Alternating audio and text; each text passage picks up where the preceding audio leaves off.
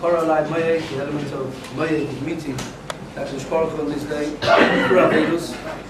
had the great Zechia, the great privilege, increasingly so over the last few years, to hear from the Giborei Koyach, the heroes of the senior generation, survivors of the war, survivors of the period of the war, who have the stories to tell, both of heroic survival, and perhaps from our perspective, perhaps even more importantly, the heroic rebuilding and being the founders of the communities and all the institutions we take for granted.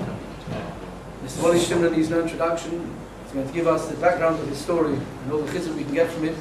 I'd like to express our thanks on behalf of everybody here for coming, taking the time, and using the koyach, the last bit of koyach and the tanis. We should always open it, so I want to make the point. We send it here, a very, very precious member of our Kidder, Reb Sender, the secretary you've given us, I mentioned to you before. More than all the stories you've told, more than all the things you've done is your presence. The survival and the fact you came with your emunah intact and you remain the bastion, an example, the shining example, the bastion of faith, together with other members of the senior generation that we are inspired by. It's a privilege for us, which we don't take for granted. HaKadosh Baruch Hu give you all our richas yomim v'shonim.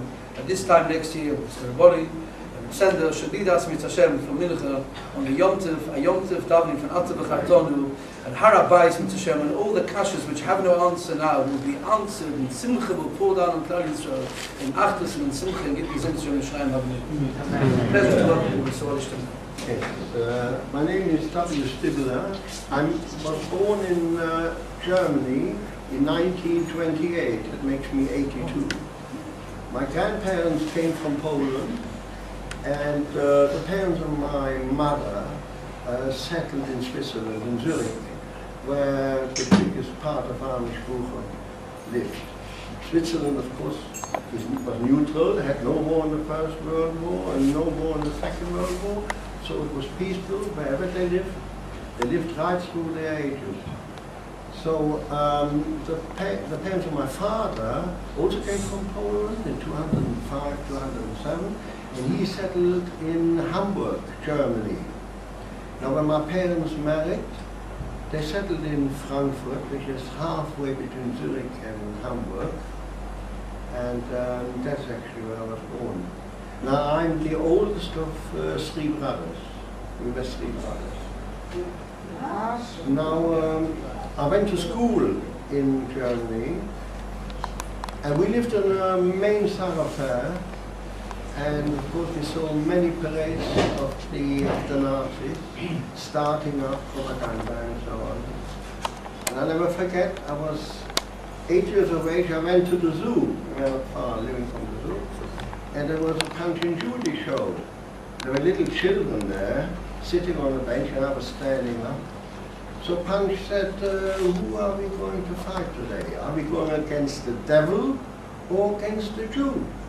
So the kid said, the devil, the Jew. He said, okay, we are going to fight the Jew. And he said, I thought to myself, but this is very, very bad, because if little children of 2 or 4 or 6 are being told to hate Jews, certainly the world won't witness such terrible things. When Hitler spoke, nobody was on the street. The streets were absolutely empty. Every German citizen, it was his duty to hear Hitler speaking. Those who had no radios, they went to the cinema. The cinema doors were open, and his speech was relayed in the cinema. That was obligatory. This was normal. As a kid, I used to play in the yard, and there was a little boy living right on top. His father was a carpenter, wasn't Jewish. And I was waiting for him to come down and go on a bicycle. And I looked up, and the father bent over the window, and I said, well, where's Hans? Well, Hans, I'm afraid, can't come down today. And then Hans looked down, and I saw he had a brown shirt, and he was dressed like the German army, you know, as a child. That was normal practice. When I became 10, I was ill, and the doctor said to me, well, the best thing you should go to the seaside to recruit. At that time there was no antibiotics, so fresh air was the best thing for fear. And that moment, my uncle and aunt went to Middelkerke. Middelkerke is next to Ostend on the Belgian coast.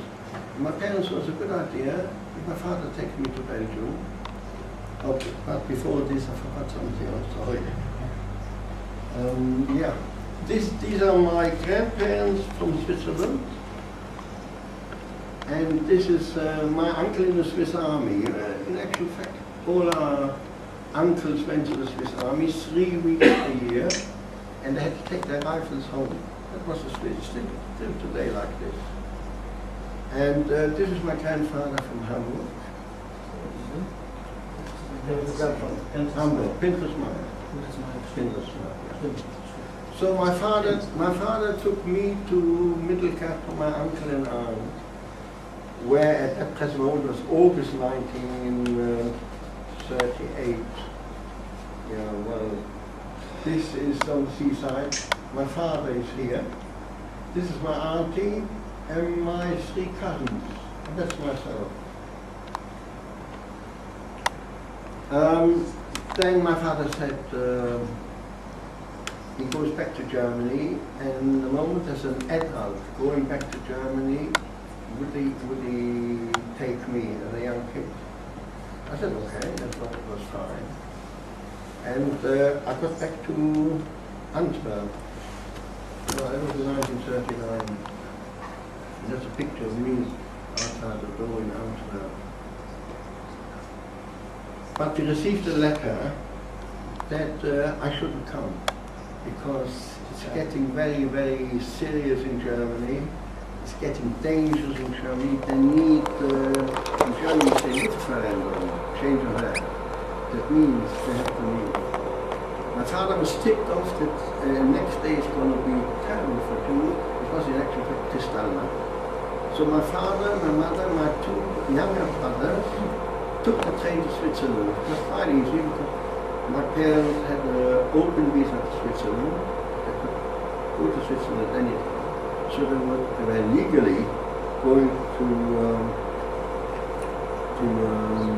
Switzerland. In Antwerp at that moment, there usually are 20,000 Jews, but there were at that time about 50,000 Jews. And a big contingent of Jews from Vienna came as refugees to Antwerp. Standing room only, all Jews, standing room only. Wasn't enough room for all the refugees in Antwerp at that time. One morning, I went to school there. One morning, I heard bombing. Looked out the school, it was 6 o'clock in the morning, we heard bombing. So we looked out, and people were in the street looking up. And there was planes flying and bombing the harbour of Antwerp. That was the 10th of May 1940. So we didn't know, we were scared, of course. The British Army was there as expeditionary force to help to make sure that the Germans shouldn't take over Belgium. So we thought, no, we're going to be defended, the Germans won't succeed in taking Belgium. But after 3 or 4 days, everybody left Antwerp. We decided to leave Antwerp alone. We went by car. We went to Calais, to Boulogne. A lot of people went by train to the south of France.